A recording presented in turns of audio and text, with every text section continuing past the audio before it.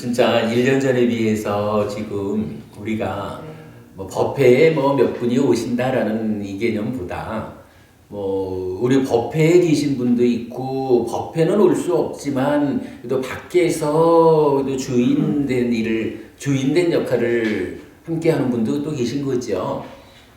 그래 해가지고 이제 해피법당의 주인이 몇 분이나 되실까라고 생각해 보면 이제는 그래도 한 30명 가까이는 되는 게 아닌가 싶어요. 참 장족의 발전이에요. 해피법당이 유지될 수 있는 그 기본적인 토대는 이제 갖추어진 게 아닌가 생각하고, 이제 여기서 조금 더 시간이 지나다 보면 아마도 좀 폭발적인 어떤 일들이 생겨날 수도 있겠죠.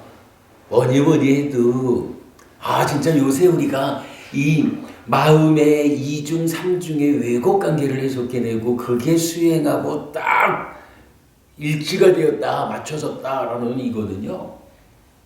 이 정도면 우리가 책을 만들어내는 데서도 두려울 일이 없고, 누가 뭐 수행과 관련해서 어떤 문제를 제기해도 이건 뭐 얘기가 안 되는 거예요. 이제 수행과 관련해서 우리가 좀 더 이제 그 거시적 지도에 포함되는 미시적 지도, 수행에 대한 이제 테크닉적인 부분을 이제 좀 더 상세하게 설명해내는 일이 이제 남아 있고, 수행하시는 부부님들이 이제 그 부분을 또 실현해 주셔야 하고, 많은 부분을 이건 우리가 그야말로 알맹이를 갖고 있다라는 것은 이제 명확해요. 요번에도 제가 어제 그저께 이제 뭐 좀 작업을, 지금 책 만드는 작업을 좀 하다가 그 메커니즘의 뼈대를 이루는 몇 가지 그 법들이 있다고요. 뭐 예를 들자면 뭐 욕탐에서부터 시작해서 자의, 그러면 2차 인식으로 넘어가면서 상과 번뇌와 탐과, 그리고 찢다로 가서 난디, 가래, 이것이 윗닦아로 가고 윗닦아 앞에 견해가 있어. 이거 이제 내일 이제 말씀을 드릴 거지만 중첩, 지난주 서울서 법회한 심의식의 중첩 관계에 의해서 해간 견해라는 것에 제 자리를 찾아낼 수가 있었어요. 이제 견해, 윗닦아, 째따나, 상카라, 이런 정도가 대충 그 메커니즘의 골격을 구성하는 용어들이죠. 이 용어가 어떠한 용례로 나타나는가. 근데 이게 보면 용례를 분석해 보는 게 참 의미가 있어요. 그러니까 예를 들어서 색성향 미촉 법에 대한 이야기로 나오느냐, 신구의에 대한 이야기로 나오느냐, 이런 부분들도 우리가 잘 모르는 이야기가 경전에서 요렇게는 쓰이는데 요렇게는 안 쓰이는 이런 부분을 찾을 수가 있거든요. 그러면 이제 그렇게 용례에 의해서 이 용어가 여기의 자리, 이런 역할을 가지고 있구나 하는 게 이제 찾아지잖아요. 그 작업을 하다가 빠띠상웨디라고 하는 단어 하나로 좀 연결이 되었어요. 요게 뭐냐 하면 이제 체득하다, 경험하다. 그러니까 우리 이제 입출 측량경 호흡 수행에서 보면 일단 제일 앞에서 온 몸을 경험한다. 온 몸을 경험하자라고 시도한다. 여기 나와요. 그러니까 호흡 전체를 보자. 그때 빠띠상웨디라는 단어가 쓰여요. 근데 이 동일한 게 이제 그 개발된 느낌들이 일어나잖아요. 입출 측량경 16단계로 연결되면서 삐띠 빠띠상 외디 해가지고 희열을 경험한다. 뭐 체득한다. 뭐 같은 그런 거고. 그러면 그 다음에 수카 빠띠상 외디 그래서 행복을 경험한다. 그 다음에 심행 찌따 상카라 그러니까 상과 수 찌따 상카라가 이제 상과 수잖아. 상과 수를 경험한다. 그리고 나서 중요한 게 이제 찌따를 경험한다라는 게 나와요. 찌따. 이 찌따가 경험되는 거로 나오는데 사실은 대념 적용하고 입출승념경을 연결해가지고 해석하는데 제가 볼 때는요 찌따 빠띠상 외디 마음심 요 마음을 경험한다라고 하는 게 알려주는 이야기가 있을 것 같아요. 요거 내일 제가 시도를 해보려고 하는데 감사합니다. 빠띠상 외디라고 하는 이 경험한다라는 말이 첫 번째 온몸을 경험한다, 호흡 전체를 경험한다라는 이야기로 쓰일 때는 따지면 이게 1차 인식에 관한 거라고요. 근데 그 다음에 삐띠 수카 그리고 찌따 상카라 심행 상수 그리고 찌따를 경험한다라는 요 네 가지는 따지고 보면요 1차 인식에서 생겨난 새끼쳐진 식이 느낌을 상의 간섭 가운데에 위자나띠하는 2차 인식을 한다고. 탐진치가 생겨나지만 요 탐을 내재한 것으로 찌따가 생겨나잖아. 삐띠수카 두 가지는 다 느낌이에요. 그럼 느낌이고 상과 수는 느낌이고 상 그리고 심. 요 빠띠상 외디 경험한다 체득한다라고 나타나는 요 한 가지 단어가 딱 보니까 일단 이제 호흡 전체를 경험한다라는 여기서는 1차 인식의 결과물로 나온 것 같고 그리고 나면 나머지 느낌과 상과 찌따 이래가지고 2차 인식에 묶여져 있는 거야. 2차 인식에 묶여져 있는 느낌과 상과 심을 경험한다라는 이 부분이 입출승념경의 중간 부분을 차지하고 있는 거예요. 거기에다가 또 한 가지 우리가 눈여겨보는 게 뭐냐 하면 사실은 그런 내면의 이야기다 보니까 찌따라는 게 감춰져 있잖아. 그죠? 이게 안 보이는 거란 말이에요. 근데 입출승념경에서는 9번째 순서에 찌따를 경험한다라는 게 나오거든. 그러면 찌따를 경험하자라는 그 자리는 뭐요? 일단 삼매에 들어가 가지고 이 덧씌워진 거를 걷어내니까 찌따가 이제 경험한다는 게 뭔가요? 뭐 찌따를 보는 거지 뭐. 찌따가 보여지는 거야 그때부터. 요 개념을 우리가 봐야 되는데 이게 대념 적용하고 연결이 되잖아요. 대념 적용이 신수신법 있는데 신이하고 그렇고 수라는 게 지금 느낌을 락고불고불락 이래가지고 느낌을 9가지 느낌 중에 어떤 느낌인지 분명히 알아라 이렇게 나오는 거거든. 요건 뭐냐 하면 느낌을 1차 인식의 대상으로 삼아라 요거거든. 그러니까 느낌이라는 것을 만호가 그러니까 이게 안입이 설신 색성향 미촉 관계는 아니잖아 느낌이라는 게. 그러니까 의와 법의 관계로서 법 중에 느낌이 들어있는 거죠. 그러니까 만호가 내 안에서 일어나는 이런 느낌이라고 하는 것을 주목, 자의하는 거예요. 그러니까 1차 인식의 상황인 거야. 그러면 이렇게 주목한, 자의된 느낌이 락인지 곤지 불고불락인지 분명히 알아라 그렇게 말해주는 거거든. 그러니까 수념처는 결국 1차 인식에서 느낌을 대상으로 한 거야. 그런가 하면 심념처는 뭐예요? 심념처가 찢다가 탐과 함께하는 찢단지 탐과 함께하지 않는 찢단지 진과 함께하는지 아닌지 뭐 이래가지고 8쌍으로 16개로 말하는데 그것도 결국 뭐냐 하면 찢다를 만호가 찢다를 대상으로 해가지고 요 찢다가 지금 어떤 상태인지라고 분명히 보라는 거거든. 1차 인식의 자리거든. 그게 뭐냐 하면 입출식령경에서 찢다를 찢다 빠찌쌍에디 찢다를 경험한다 이 얘기가 될 거 아니야. 경험한다라는 것이 결국은 이 지금 경험되는 찢다가 어떤 찢다지? 이렇게 하는 거니까. 그러면은 결국은요. 입출식령경에서 9번부터 12번까지 즉 찢다와 관련된 요 영역의 시작 자리를 대념처경에서는 10념처로 말하고 있는 거예요. 그러면 이제 요렇게 연결되는 가운데서 우리가 주목하는 찢다가 감추어진 것이다. 요 얘기.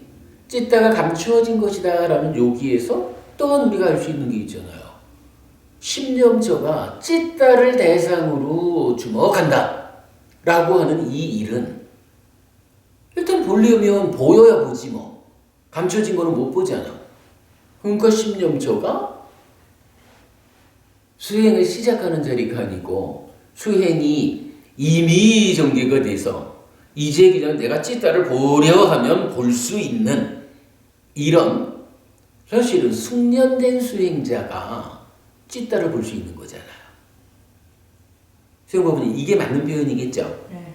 이게 누구나 그냥 찢다를 보자라고 하면 보이는 게 아니야. 사람들은 마음을 본다라고 말하지만 그렇게 보이는 마음은 찢다가 아니라 사실은 만호라고.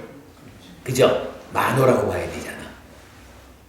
이렇게 놓고 보면 요 빠띠상웨디라고 하는 단어 하나를 주목해가지고 보니까 빠띠상웨디 경험한다, 체득한다라는 요것에 묶여있는 몇 가지 법들의 관계 요것이 대념적용하고 입출식념경을 해석해줘요. 달리 말하면 수행을 풀어주고 있는 거예요. 교리 공부 없이 수행을 못하는 거예요. 스님 신수신법 중에 네. 우리가 이제 수행을 하면 이제 호흡을 보지 않습니까? 네.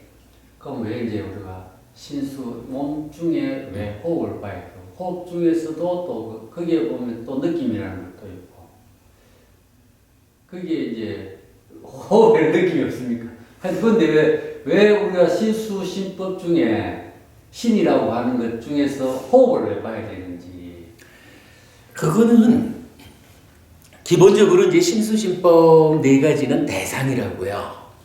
그러면 부처님이 어떤 한 가지 대상을 붙잡고 놓치지 않음을 통해서 삼매에 들어가라 이렇게 말을 하잖아요.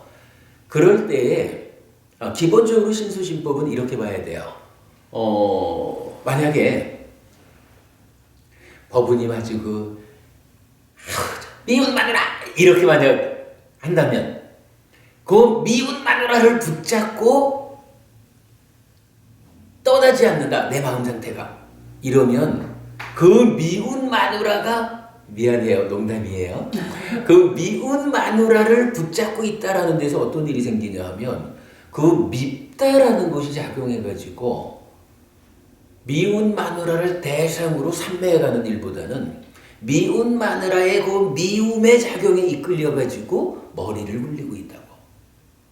그러니까 기본적으로 하나의 대상을 놓치지 않는 거. 그러니까 삼매라는 게 마음이 한 끝에 집중됨이잖아요. 한 끝에 마음이 집중되자라고 할 때는 어떤 대상인가라는 부분을 우리가 주목해야 된다고. 방금 말씀처럼 삼매에 들어가는 것을 방해하는 대상일 수도 있어요. 그거 붙잡고 삼매로 가자라는 것은 삼매 가는 것을 방해하는 것 가운데 가자라고 하는 효율적이지 못한 거예요. 못 갈 가능성이 더 크죠. 그런가 하면 삼매로 갈 수는 있어. 예를 들어서 아이들이 오락실 요새 애들은 어떻게 노는지 잘 모르겠다만은 옛날에 우리 애들 키울 때만 해도 진짜 학교 앞에 이런 데 가면은 그 구멍가게 앞에서 이렇게 붙잡고 매달려 있기도 하고 그 오락실 가가지고 완전히 이런 데서 좀 폐인처럼 되는 아이들도 있는 거잖아요. 걔네들도 따지고 보면 걔네들 그 게임할 때 보면 눈에서 불이 나는 거잖아요. 완전히 그거 하나에 몰입하지 뭐. 삼매지 뭐. 근데 문제는 그런 삼매는 어떤 삼매냐? 바른 삼매가 아니고 삿된 삼매다. 왜? 그 삼매가 삶을 향상으로 이끌지 못하잖아요. 뭐 이런 것들 때문에 삼매를 가자라고 하는 이러한 수행에서 부처님은 어떤 대상을 대상으로 삼매해 갈 거냐라고 대상에 대해서 이제 그 제한적으로 그러니까 대상을 잘 선택해야 된다라는 부분을 말해주는 거예요. 그리고는 신수신법이라고 네 가지로 사념처라고 말하는 것은 부처님께서 보아가지고 적절한 대상, 부작용이 따르지 않을 대상, 뭐 이래가지고 부처님이 권장해주는 대상이 신수신법이라. 그 중에 신 이렇게 말할 때는 몸의 영역이 좀 다양하다 보니까 여러 가지로 나오죠. 그러면 그 중에서도 호흡이라고 하는 거는 신념처 중에서 한 가지인 거예요, 사실은. 근데 이제 이렇게 신수신법 네 가지 대상을 부처님께서 권장을 하는데, 경전에 보면 수념처나 심념처나 법념처를 그게 이거요! 라고 말해주는 경전은 없어요. 근데 경전은 참 많은 곳에서 신념처, 몸, 신념처가 이거요! 라고 신을 강조해주는 경전은 무지하게 많거든? 그러니까 경우에 따라서 신수신법 다 뭐 수행자가 자기 어떤 형편 따라 선택할 수 있겠지만 부처님 입장에서는 뭐니 해도 몸이요 이렇게 알려주는 거예요. 그리고 이렇게 이제 신수신법 중에는 신이다라고 중심 자리를 딱 선택해주고, 그리고 신념적 몸 가운데에서도 몸이 여러 가지가 있으니까 뭐 설명 안 해도 되죠. 신념처에 속하는 여러 가지 대상 중에 그 중에도 최고가 있어. 이래가지고 호흡을 알려주는 거예요.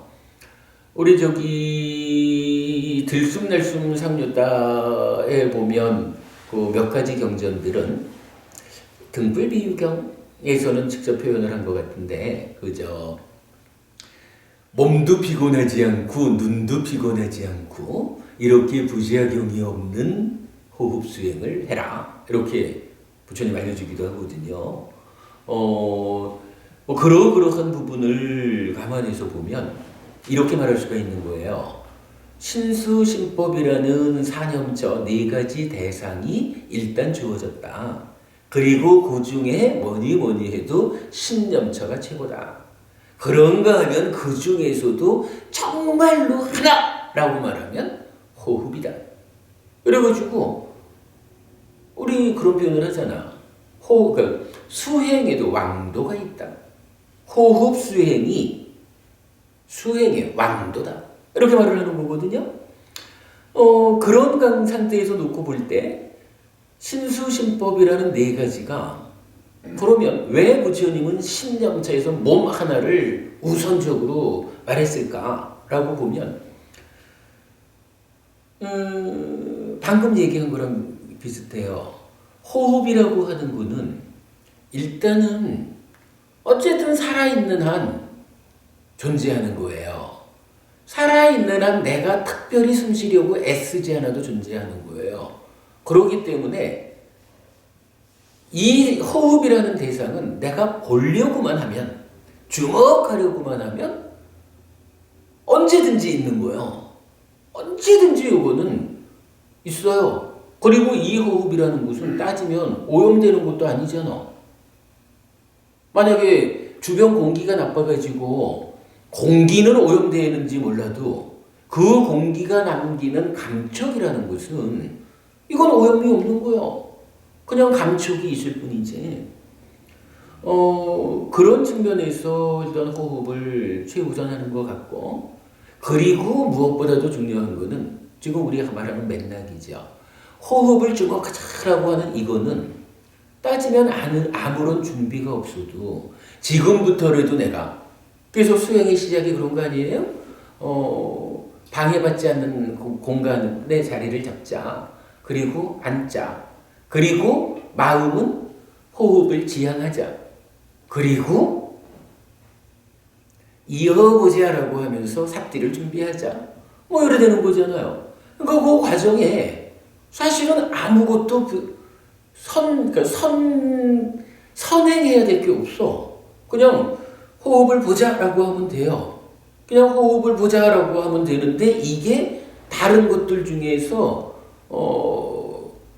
부작용이 전혀 없는 상태고 언제든지 시도만 하면 보이는 뭐 이런 최고의 좋은 조건이 있어요. 근데 이제 이게 신념처 중에서도 다른 수행으로 가보자라고 하면 우선은 내 몸의 자세를 보자라고 할 때도 자세를 쫙 보기 위해서 얼마나 그래도 호흡이라는 요 한 가지 고정되어 있는 요거를 보는 거에 비해서 이 흔들리는 내 자세를 보는 것이 더 시작 자리로 맞을까? 산바자나 까리 옳고 그름을 판단하면서 행위하는 이거는 사실은 좀 더 어려운 걸 거고 그렇다고요. 근데 이게 몸을 넘어서 느낌을 보자라고 하면 느낌이라는 것은 이게 사실은 느낌을 대상으로 보자라고 하는 이때에 이 느낌이 무언지 어떤 건지 딱 꼬집어내는 일이 꽤 쉽지 않은 것 같아요. 호흡이라고 하는 요거는 어쨌든 주목하려고만 하면 때리는 데서 오는 감촉이니까 이거는 다른 곳이 하나도 필요가 없어. 보자라고 내가 주목만 하면 보이는 거거든. 근데 느낌이라고 하는 이 부분은 쉽지 않아요. 그러니까 수념처가 어떻게 나타나? 느낌을 대상으로 하면서 요 느낌이 어떤 느낌인지 빠자나띠 하래. 빠자나띠라고 하는 요거는 뭐예요? 위자나띠, 인식이 한 단계 향상된 상태를 말하잖아. 느낌을 수념처의 시작은 빠자나띠부터 가는 거야. 위자나띠에서 가는 게 아니라. 그러니까 이거는 그래 보면 그러니까 수념처 수행을 하자라고 하는 것은 출발 자리가 아니라 이미 무언가 앞선 수행을 통해 가지고 빠져나뛰 하자라고 하는 여기로 갈 수 있는 수행력이 얼마만큼 서야 가능한 일이 아니냐 이렇게 우리가 이해할 수가 있는 거예요. 이어가지고 신념처가 있잖아. 신념처는 우리가 지금 명확하게 말하는 거지 수념처는 우리가 뭔가 좀 잘 모르겠다라고 한다 해도 신념처는 이 찢다가 감추어져 있는 거 우리가 안단 말이야. 이 찢다를 대상으로 하려면 일단 보여야 돼. 대상을 보아내어야 그게 16가지 중에 어딘지 이렇게 할 거야. 그 개념은 수념처하고 비슷한 거죠. 근데 수념처에는 느낌은 감추어졌다라고 표현은 안 하지만 찢다는 아예 감추어진 것이다라고 직접 알려주는 거예요. 이 찢다를 관찰하는 일을 수행의 시작으로 할 수가 있나? 못하잖아요. 마찬가지 찢다 자체도 빠자나띠로 출발을 하고 이렇게 보면 법념처는 알려주는 이야기가 사실은 조금 더 심오하지. 내 안에 간탐이 있으면 있다, 없으면 없다. 없던 간탐이 생겨나는 줄, 없어지면 없어지는 줄, 없어진 간탐이 다시 생겨나지 않으면 생겨나지 않는구나. 이렇게 아는 법념처가 이게 초등학교 1학년이 배우는 공부 내용은 아닐 거예요. 그러니까 이게 보면 신수신법 4가지 대상이 사념처에도 주어졌다라고 하지만 어찌 보면 이게 수행이 전개되어가는 수행이 향상되어가는 각각의 자리에서 요 대상 요런 개념으로 우리가 좀 이해할 수가 있는 거예요. 그리고 거의 그런 개념으로 볼 때 입출식량경이 말해주는 16단계가 4단계씩 잘라가지고 신수신법으로 설명하거든요. 부처님도 뭐 거의 그런 연결 개념으로 이해할 수가 있을 것 같아요. 제가 요 부분을 좀 더 명확하게 해석해내는 설명해내는 일이 제가 지금 하고 있는 일이지 뭐 어차피 뭐 메커니즘 없이 이 일은 될 수 없는 거니까 제가 해야 될 일이다라고 생각은 해요. 근데 이제 그런 측면으로 신수신법이란 대상을 이해해 보면 왜 호흡입니까? 라는 데 대한 답이 나오는 거야. 어차피 수신법으로 시작할 수 없다면 신에서 시작을 해야 되고 신도 따지고 보면 호흡 빼놓고는 다 빠져나 뛰거나 뭐 집중해야 된다거나 뭐 이런 식으로 사실은 수행이 받쳐주는 사람이 보는 경지 이런 식으로 말해지고 있단 말이죠. 대부분. 그러니까 결국은 호흡으로 시작을 하는 거고 호흡으로 시작하는 수행자들이 중간중간의 과정에서 대상을 내가 호흡을 통해 가지고 요만큼 삭티가 생겼으니 이제부터는 삼바자나 까리를 중심으로 해야겠구나. 이제부터는 공동묘지에 가가지고 공동묘지에 가서 버려진 시체가 변화해가는 그 과정을 집중하는 요런 수행. 분명히 이제 그 경전은 집중한다라고 나오거든. 그 시체가 변화하는 과정에 집중한다 이러는데 그 집중한다라는 그것이 선행되는 수행 능력 없이 이게 주목하자라는 거하고는 개념이 다르잖아요. 뭐 이러니까 이런 것들이 그렇게 거기에서 수행을 시작할 수 있는 이건 아니라고 봐야 될 거라고. 그리고 입실식량경이 그런 과정에 의해서 호흡을 부어가지고 요만큼 그러니까 대념처경의 신념처가 말해주는 그만큼에 이어가지고 수심법의 영역으로 입출식량경은 호흡 하나를 붙잡고 호흡 수행이 전개되면서 요만큼 수행이 진도가 나가면 요런 현상이 나타나고 또 요만큼 더 가면 요런 현상이 나타나고 요렇게 그 수행의 전개 관계를 신수신법의 순서로 설명해주고 있다. 그 가운데에 이제 좀 중첩되는 영역이 있어서 이 수행이 입체적인 수행이다. 이런 것을 이제 우리가 설명하고 있거든요. 그러니까 이거 사실은 가장 어려운 주제라서 시간이 좀 더 걸리겠지만 그래도 우리가 풀어낼 수 있을 것 같아요. 대충 이렇게 보면 왜 호흡이어야 하는지 답을 드린 거로 그렇게 보시면 될 것 같습니다. 와, 1분이다. 오늘 수업 마칠까요? 수고하셨습니다.